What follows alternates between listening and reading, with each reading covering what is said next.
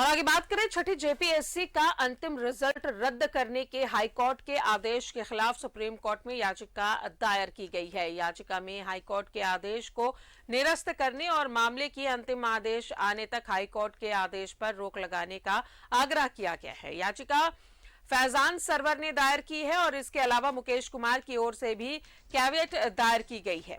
High court ने 23 फरवरी को छठी JPSC के फाइनल रिजल्ट रद्द करने के एकल पीठ के आदेश को सही बताया था और इसे चुनौती देने वाली याचिका खारिज कर दी थी। एकल पीठ ने 7 जून को आयोग की मेरिट लिस्ट को रद्द कर दिया था। अदालत ने अपने आदेश में कहा है कि पेपर 1 के क्वालिफाइंग मार्क्स को जोड़ा जाना गलत है। अदालत ने इसके लिए जेपीएससी के दोषी अधिकारियों को चिन्हित कर उनके खिलाफ कार्रवाई करने का भी आदेश दिया था। कोर्ट के आदेश के बाद 326 पदों पर नियुक्ति हुए पदाधिकारियों की नौकरी खतरे में आ गई है, इसलिए उनकी ओर से उक्त आदेश के खिलाफ सुप्रीम कोर्ट में एलएलपी दाखिल की गई है।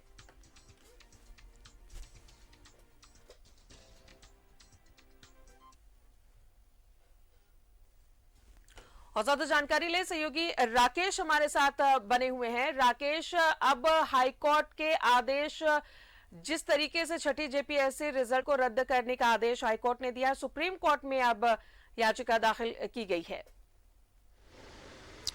देखिए, ये पहले से ही तय माना जा रहा था कि जैसे ही हाईकोर्ट का फैसला आता है उसके बाद जो अभ्यर्थी हैं और 326 जो लोग छठी जेपीएससी से चुनकर आए थे, जो आज विभिन्न पदों पर कार्यरत है, वो सुप्रीम कोर्ट का दरवाजा खटखटाएंगे। और आपने देखा होगा कि स्पेशल लीव पिटीशन दायर की गई है सुप्रीम कोर्ट में जो अधिकारी है छठी जेपीएससी से जो चुनकर आए हैं उनके द्वारा।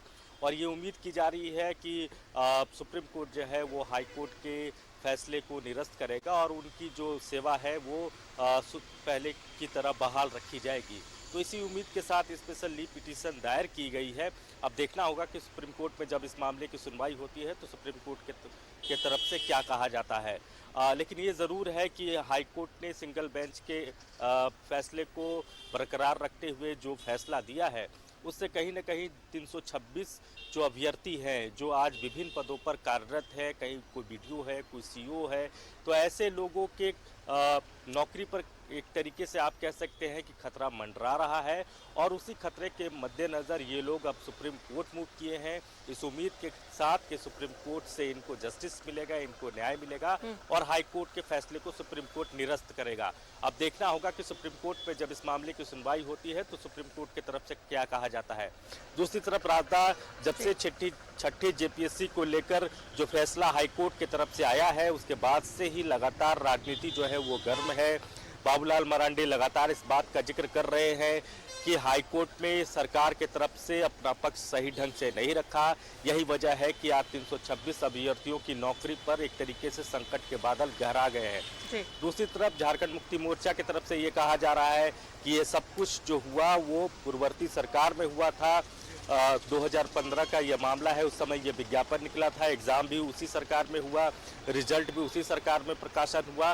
तो मौजूदा सरकार में ऐसा कोई जो भी चीज़ें हो रही है वो बिल्कुल फेयर हो रही है। उन्होंने 7वीं जेपीएससी का उदाहरण दिया, लेकिन अब इन जो सियासी रस्साकसी के बीच ये सच है कि 326 जो अभ्यर्थी है जो आज विभिन्न पदों पर कार्यरत है उनकी नौकरी पर एक तरीके से संकट मंडरा गया है।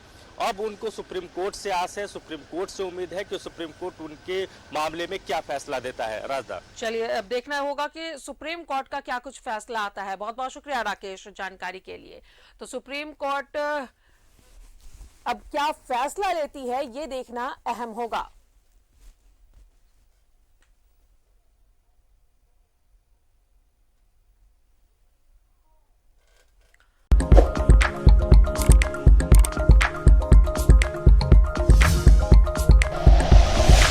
Like and share videos, subscribe करें हमारा चैनल और प्रेस करें बेल आइकॉन। न्यूज़ 11 भारत, सच है तो दिखेगा।